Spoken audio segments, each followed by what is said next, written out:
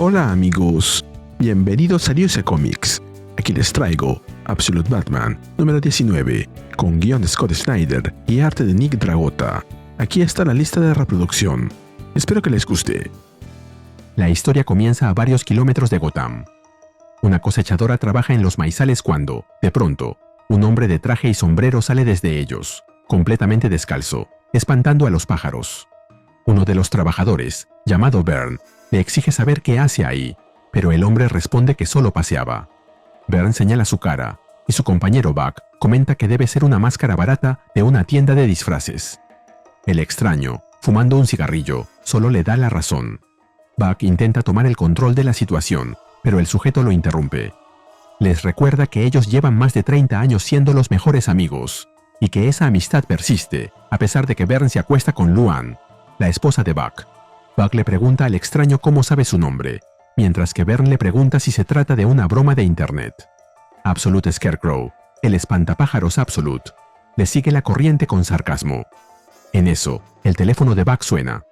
Byrne le grita al espantapájaros que se largue, pero Buck, incrédulo, le revela que en su teléfono puede ver a Byrne saliendo por la ventana de su propio cuarto. Buck se lanza contra Byrne y comienza a golpearlo, aunque este le jura que eso no significa nada. Al mismo tiempo, una avioneta que surca los aires elimina a los pájaros que habían alzado el vuelo. Buck deja a Byrne en el suelo y se sube a la máquina. Byrne le implora que se detenga, pero Buck lo rechaza y pone la máquina en funcionamiento, arrollándolo. Mientras la sangre se acumula junto al maíz recolectado, el espantapájaros observa desde cerca y comenta que quizá, después de todo, lo que lleva en el rostro no sea una máscara. Buck detiene la máquina y sale de la cabina de la cosechadora preguntándole a Byrne cómo se siente, pero de pronto comprende lo que ha hecho. Grita que no sabe qué le pasó, que estaba muy enojado, pero el espantapájaros lo corrige y le dice que no estaba enojado, sino aterrado. Buck pide desesperado que llamen una ambulancia porque cree que todavía pueden salvarlo. El espantapájaros, viendo cómo la avioneta se dirige hacia ellos, le pregunta qué le parece un avión. Luego, una explosión lo consume todo. El espantapájaros se voltea y luego se aleja del lugar, tarareando una canción, mientras el humo negro asciende sobre los restos en llamas. Este es el inicio del arco, The Strawman, el espantapájaros. Nos movemos a Gotham. Mientras vemos al nuevo Batimóvil en medio de una persecución policial, Alfred piensa que en apenas 2 semanas ha cambiado a un modo de operar completamente nuevo. Cuando regresó de su última misión, lo encontró más decidido que nunca, sin amigos y sin distracciones. Solo Batman, nada más que él. Harvey Bullock le grita a Batman que se detenga, asegurando que ya lo tienen atrapado. Alfred, alarmado, le advierte que hay como 20 coches delante de él y que no hay salidas, y le pregunta por qué no está frenando. Bullock se hace la misma pregunta. Batman le da la respuesta. No está frenando, porque está acelerando. Bullock finalmente lo entiende y les grita a todos los oficiales que abandonen la zona. Mientras vemos al Batimóvil avanzando sin detenerse, Alfred recuerda que el chico va a trabajar y usa cada centavo para construir cosas. Extraños batiobjetos que solo él comprende. Alfred le advierte a Batman que se va a estrellar, pero el Batimóvil gira en el aire y aterriza sin sufrir daño al otro lado de la barricada. Alfred piensa que lo entiende, aunque sea en parte. Batman fue creado para contar la historia real de la ciudad, una historia marcada por la codicia y la corrupción. Sin embargo, esa intención original choca con lo que Batman ha llegado a ser, ya que él nunca quiso convertirse en la historia ni en el Salvador. Entiende lo extraño que debe sentirse todo eso para él en ese momento, puesto que todo ha quedado patas arriba. Bullock les dice a sus hombres que la persecución ha terminado, ya que el vehículo se ha volcado sobre su propio techo. Pero un oficial le informa que la parte trasera del vehículo se está convirtiendo en la delantera, y viceversa. Pero Bullock lo corta antes de que termine y ordena detenerlo. Alfred observa la maniobra y le pregunta a Batman cómo llama a ese aparato. Batman responde que no tiene nombre, pero Alfred le propone de inmediato el de batiestabilizador, describiéndolo como un dispositivo giroscópico. El vehículo acelera con un rugido, mientras Batman le responde que sabe lo que es y rechaza el nombre de forma tajante. Harley Quinn llama al vehículo el Bati asqueroso, ya que le parece una asquerosidad. Batman responde con el no más rotundo en la historia de los noes. El vehículo se ve atrapado por ambos lados, pero Batman realiza una maniobra y lo pone en posición vertical, haciendo que ingrese en un estrecho callejón al que los patrulleros no pueden ingresar. Mientras tanto, Alfred reflexiona sobre en lo que ese joven se ha convertido, sin poder negar que le impresiona.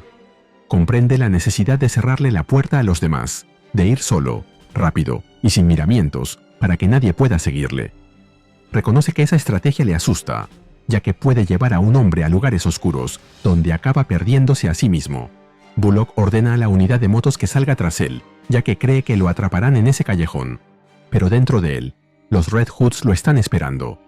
Rápidamente se encargan de desmantelar el vehículo, como en San Jacinto. Solo se tardan 30 segundos. Le gritan a Batman que salga del batiasqueroso, pero él les exige que dejen de llamarlo así. Una vez terminan y se retiran, le dicen a Batman que la ropa está en el carrito de la compra. Mientras Bruce se viste como vagabundo, las motocicletas de la policía llegan al callejón. Un policía lo mira brevemente, y Bruce apunta con su mano en una dirección, engañándolos. Alfred concluye sus pensamientos convencido de que, si alguien puede encontrar el camino a través de todos esos lugares oscuros, ese es Bruce. De eso está seguro. Nos movemos a otro día. En la obra de construcción, 2 trabajadores invitan a Bruce para que beba con ellos unas cervezas, pero Bruce simplemente los ignora, ya ni explicaciones le da. En el camino de regreso, para junto a un callejón, desde donde se escucha una voz que lo invita a acercarse. Bruce no hace caso, así que la figura encapuchada se decide a salir y le revela que es él, Waylon Jones, o Killer Croc, que ha recuperado un aspecto más humano, gracias a la ayuda que le dio Wonder Woman en su crossover con Batman. Bruce responde con escepticismo. Pero luego ambos se abrazan con fuerza. Bruce expresa su alivio al ver que Waylon ha regresado, pero este le aclara que, aunque su vuelta no está completa, la piedra que lleva colgando del cuello lo está logrando. Luego le pregunta directamente por el plan, por el siguiente movimiento contra quienes están destruyendo su ciudad, ya que siente que hay una batalla pendiente. Bruce responde con una negativa rotunda, diciéndole a Waylon que nunca debió haberlos involucrado a ninguno y que no existe ningún nosotros en todo esto. Waylon rechaza esa idea. Para él, nosotros es todo lo que existe. Eso es lo que aprendió solo en la oscuridad. Solo es posible salir de esto juntos. Agrega que, haya sido un error o no, él los metió en ese asunto y les dio la posibilidad de elegir a Batman. Bruce lo niega una vez más y, antes de marcharse, le dice a Waylon que lo quiere y le pide que se cuide. Waylon le suplica que no lo haga, pero Bruce lo deja ahí, solo en el callejón. Nos movemos al pasado. Waylon visita a Bruce en la cárcel y se sorprende al ver su rostro lleno de heridas. Bruce comenta que los otros quedaron peor. Waylon asume que fue Falcone, y Bruce lo confirma. Falcone tiene muchos aliados dentro. Waylon agrega que también los tiene fuera, puesto que la fianza de Bruce sube cada vez que ellos logran reunir el dinero para pagarla. Waylon le explica que Harvey está buscando vacíos legales. Ozzy trabaja por los canales traseros, y Eddie lo está cuestionando todo. Le cuenta también que el dinero que Bruce le dio por ganar la pelea está inmovilizado en la compra del gimnasio, y que cuando intentó revenderlo, no pudo, porque Falcone tiene a todos asustados. Bruce corta la explicación antes de que termine. Le dice a Waylon que si vende ese gimnasio, no volverá a hablarle, ya que Bruce no apostó el dinero de Falcone solo en él, sino en todos. Añade que esa apuesta colectiva es la base de todo lo que sigue, porque si uno gana, ganan todos, y cada uno salva al otro hasta que todos salgan adelante. Como comentario, la pelea de Waylon se vio en el número 14 de la serie. Bruce finaliza diciendo que Crime Alley es para siempre, y Waylon responde que nadie puede cambiar eso. Volvemos al presente. Batman observa las noticias y le dice a Alfred que Jack Grimm parece estar en todas partes de repente.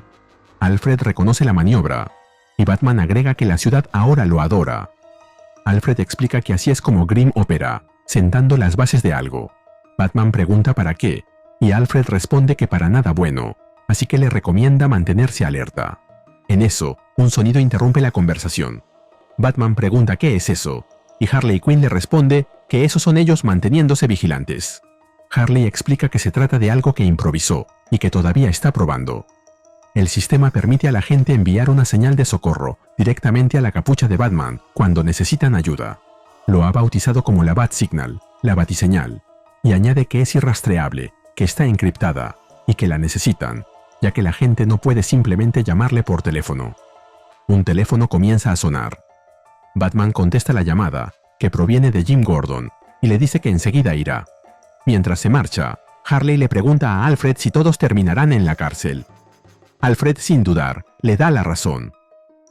Nos movemos con Jim Gordon, encendiendo un cigarrillo en lo alto de una azotea. De pronto levanta la mano y apunta con su arma, preguntando quién está ahí. Batman responde que él lo está. Gordon se lo queda mirando, reconociendo la velocidad con la que ha llegado, sorprendido de que un hombre tan corpulento se mueva así, y admite que tendrá que acostumbrarse a ello si estos encuentros van a repetirse. Batman no responde a eso, sino que cambia el tono, porque tiene algo más urgente que decir. Le recuerda a Gordon que por teléfono sonaba alterado, que sonaba asustado. Jim Gordon admite que supone que sí, aunque titubea antes de continuar porque no encuentra las palabras para decir lo que necesita decir. Explica que en las últimas semanas, desde que la madre de Bruce se fue, ha estado investigando, y que aunque todo empezó con preguntas sobre el pasado, lo que encontró lo cambia todo. No solo el pasado resulta afectado, sino también el presente, ya que todo conduce directamente a ese momento y a Bruce. Batman pregunta qué es lo que lleva hasta él. Gordon responde que todo, absolutamente todo, y confiesa que lleva días debatiéndose entre llamarle o no, y entregarle los archivos que ha reunido. Reconoce que ya no sabe qué es lo correcto, puesto que cuanto más profundo escarba, más aterrador se vuelve todo, y más perdido se siente en ello. Batman intenta interrumpirle, pero Gordon sigue hablando, y compara esa sensación con la de un laberinto de maíz, donde los tallos son demasiado altos para ver la salida por encima de ellos. Batman le pone una mano en el hombro y sugiere entonces que quizás debería simplemente mostrárselo. Gordon responde preguntándole a qué se refiere, para luego caer en la cuenta de que se trata de los archivos. Jim Gordon intenta prepararlo para lo que está a punto de ver, pero luego se interrumpe.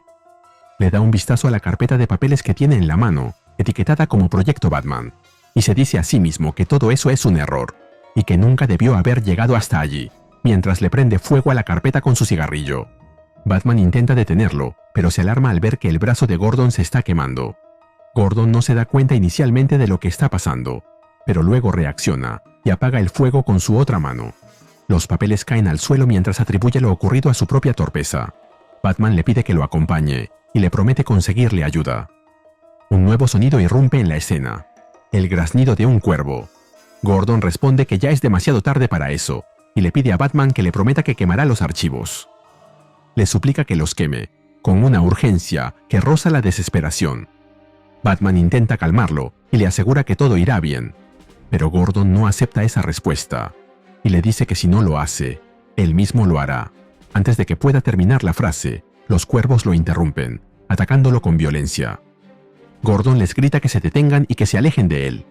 No puede creer que unos simples pájaros intenten detenerlo. Batman se agacha y recoge los papeles. Cuando lee lo que está escrito, su confusión se convierte en una pregunta que mezcla el asombro con el horror. Algo respecto a unos niños y un zoológico. Le pregunta directamente a Gordon de qué se trata todo eso, pero Gordon no le responde. En vez de eso, le pide perdón por todo. Y, por encima de todo lo demás, le pide perdón por lo que está a punto de descubrir. Luego se tira del techo. Batman grita desesperado que no, y se lanza a salvarlo. Cosa que consigue hacer, como ya estaba previsto. Lanza su baticapa y sujeta a Gordon por las ropas, evitando que caiga y se encuentre con una muerte segura. Batman empieza a tirar de la capa, diciéndole que resista, que lo tiene y que todo estará bien. Pero, de pronto, su mirada cambia de golpe. Gordon se ha estrellado contra el suelo. Lo único que quedó colgando de la capa de Batman es la gabardina que llevaba puesta. Los transeúntes en la calle reaccionan con sorpresa. Uno de ellos reconoce al alcalde Gordon tirado en el suelo. Otro señala hacia arriba, donde Batman sigue visible. La pregunta que surge entre la multitud es inmediata y acusadora, ya que relacionan su presencia con la caída. Batman responde que no, él no lo hizo, pero nadie puede escucharlo, así que se queda en silencio y observa todo lo que tiene alrededor. En los edificios aledaños, la gente cierra sus cortinas. Otros se lo quedan mirando con atención. Batman sigue buscando, hasta que descubre una tenue luz que proviene de uno de los edificios. Es el espantapájaros, quien enciende un cigarrillo y luego extiende la mano, abriendo su boca cosida y mostrando las monedas que lleva sobre los ojos. Si aprecias lo que hacemos en Griuse Comics, regálame un me gusta, suscríbete y activa la campanita. Gracias. Saludos a AD4N846. Volvemos al pasado. Bruce sigue en su celda cuando un guardia anuncia que queda en libertad. Fuera de la comisaría, Gordon se encuentra con él. Le explica que estaba allí para gestionar su fianza de tal manera que entre su madre y él pudieran pagarla, pero que parece que alguien se les adelantó. Bruce asume que Waylon y los suyos lo hicieron, pero se interrumpe al ver el coche que tiene delante. Gordon lo reconoce e intenta advertirle a Bruce que no se acerque, pero él igual lo hace. Desde el interior del vehículo, alguien le pregunta a Bruce si entiende el motivo por el que lo están sacando de la cárcel. Bruce le responde a Falcone si es para que deje de golpear a sus hombres. Falcone contesta que sabe que Bruce no actuó solo y que Selina, su novia, también participó en el robo de su dinero. Bruce lo insulta y le dice que prefiere volver a prisión. Falcone le deja claro que la elección es suya, pero que la deuda recae sobre los dos, así que o la salda trabajando para él, o será Selina quien lo haga. Gordon intenta intervenir y le dice a Bruce que no tiene ninguna obligación de subir a ese coche, que él está ahí para escucharlo y apoyarlo como lo haría un padre con su hijo. Pero Bruce igual se sube y se marcha junto a Falcone. Volvemos al presente. Bruce, devastado, le dice a Alfred que lo tuvo. Alfred trata de aliviar esa carga, diciéndole que no es su culpa, pero Batman insiste en que ese segundo fue real, que no lo imaginó. Como comentario, este es quizá uno de los pocos momentos de toda la serie donde la trama no me convenció. Gordon no debió morir así. Batman pudo haber hecho más que solo atrapar la punta de su traje con su capa. Pudo haberse tirado a rescatarlo, lanzarle la capa para cogerlo del pie o mandarla volando al estilo Doctor Strange. Hemos visto a esa capa hacer de todo, que me parece increíble que no haya podido salvarlo, a menos que haya estado bajo la influencia del espantapájaros. Nos movemos al hospital de Gotham. Bullock irrumpe angustiado preguntando por Bárbara, suplicando que le digan que Jim está bien, pero ella lo recibe llorando y se arroja a sus brazos.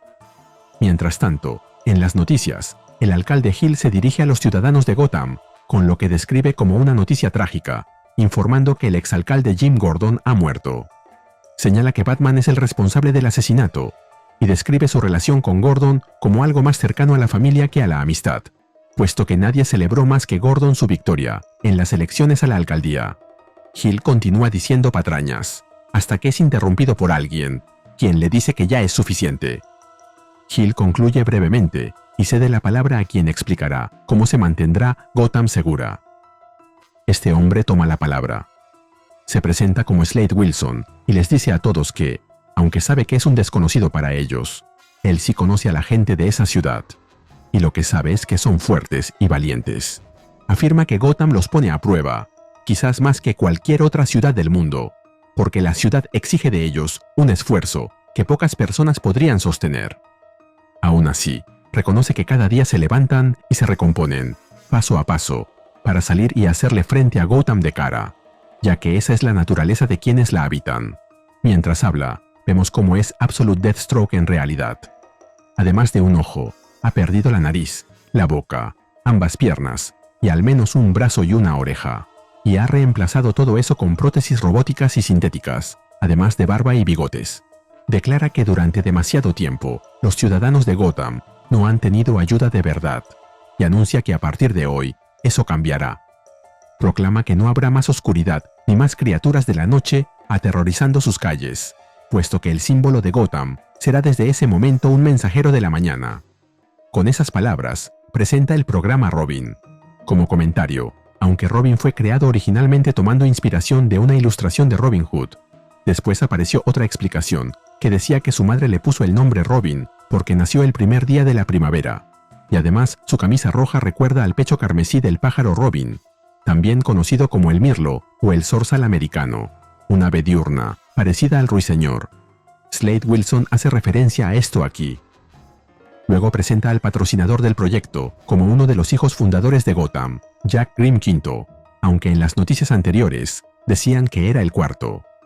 Agrega que el apoyo del señor Grimm hacia la juventud de Gotham es sostenido y extraordinario, dirigido especialmente a los niños menos afortunados, a quienes ha albergado, guiado y orientado a lo largo de los años. Slade Wilson detalla quiénes son esos jóvenes, los incomprendidos, los pupilos del Estado, los que han caído en la criminalidad o han sido olvidados entre las grietas de la ciudad. todos conducidos por Grimm hacia un camino propio. Hoy esos jóvenes están listos para devolver lo que recibieron, porque un líder excepcional, refiriéndose a él mismo, huérfano desde niño y criado por el propio señor Grimm, los ha reunido y los guía como equipo. Ese equipo será el nuevo símbolo de Gotham, ya que sus miembros han puesto su firma para confirmarlo. Tim Drake, Stephanie Brown, Jason Todd, Duke Thomas y, obviamente, Dick Grayson. Como comentario, en el universo principal de DC, todos ellos han sido Robin en algún momento de la historia. Slade Wilson culmina diciendo que ha tenido el honor de entrenarlos y que están más que listos para lo que se avecina. En otro momento, vemos a los 5 presentándose ante él, con su uniforme con la R en el pecho. Dick le confiesa al general Wilson que no entiende por qué los mandó a ponerse el uniforme para el servicio, si ellos ya lo habían hecho. Slade Wilson le responde al capitán Grayson que la razón es simple. Esos no son sus uniformes, y les presenta los verdaderos, dejándolos con la boca abierta. Menos a Tim, claro. Finalmente, Slade Wilson culmina su discurso levantando el puño y diciéndoles a todos los ciudadanos de Gotham que juntos pondrán fin a la larga y oscura noche de miedo y terror, y que devolverán la luz a la ciudad. Será una pelea, quizás la más grande en su historia. Y esta empieza ahora mismo. Y se nos cuenta que esta historia continuará. Hola de nuevo, amigos. Aquí les comparto mi opinión del número. Hay números que se sienten como transición, como piezas que acomodan el tablero, y luego están otros como este, que de plano se sienten como un golpe en la mesa. La verdad, terminé este número con esa mezcla de emoción y angustia que solo dejan las historias en las que todo parece crecer a la vez. Porque aquí no solo aparece el espantapájaros, no solo muere Gordon, no solo te meten a Slade Wilson y al programa Robin de una forma durísima, sino que además todo eso está amarrado por el secreto de Martha y el proyecto Batman, que parece tan grande que literalmente empujó a Gordon hasta la muerte. Y eso ya cambia por completo el peso de lo que viene. Lo del espantapájaros, sinceramente, me fascinó. No entra como un villano más, entra como una presencia que contamina todo. Mucho mejor que Poison Ivy. Y lo más inquietante es que todavía ni siquiera entendemos bien cómo funciona. No sé si usa una toxina, si altera la percepción, si empuja los miedos que ya existen en la gente hasta romperlos. O si de plano hay algo todavía más raro detrás. Pero justo ahí está la fuerza del personaje. Con Buck, al inicio, ya se siente como alguien que no solo asusta, sino que sabe exactamente qué tocar para que el miedo haga el trabajo por él.